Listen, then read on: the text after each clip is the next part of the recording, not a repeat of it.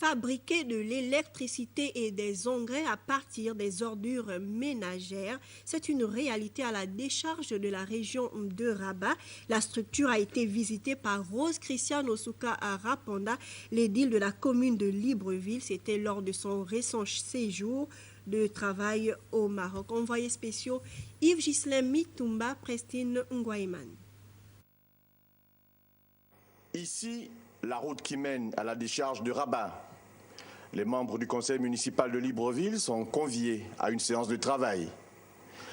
1200 tonnes d'ordures y transitent par jour en provenance de 13 communes de la région et sont déversées dans des sites de transfert comme celui-ci par les sociétés commises à la tâche. Les villes de Rabat, de Salé et de Témara avaient chacun des petits sites qui étaient dans des lieux, je dirais, un petit peu sensibles, soit proches des habitations, soit proches des oueds, soit proches de plages et des choses comme ça. Il a été décidé dans le cadre d'un grand schéma directeur de la province en 97 à peu près de faire un seul site commun pour l'ensemble de ces communes. Et à ce moment-là, les villes se sont mises à rechercher un terrain le plus approprié pour recevoir une installation de traitement de déchets. Le centre intercommunal de traitement de déchets de Houmaza exploite plus de 700 000 tonnes de déchets par an et a une durée de vie estimée à 20 ans et plus. Le site accueille également les déchets industriels banals produits par les industriels de la région. Donc c'est eux qui font leur transport et c'est eux qui payent. Dans la loi marocaine, les industriels doivent payer pour leurs propres déchets. L'installation de ce centre a nécessité plus de 8 ans d'études sur les plans environnemental, social et géologique pour une mise en service datant de 2008.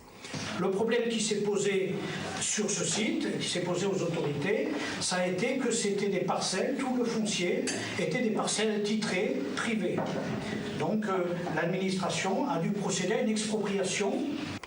Les tâcherons qui y exercent sont réunis au sein d'une coopérative et s'emploient chaque jour à valoriser les déchets ménagers et solides. Une activité qui a considérablement amélioré leurs conditions de vie.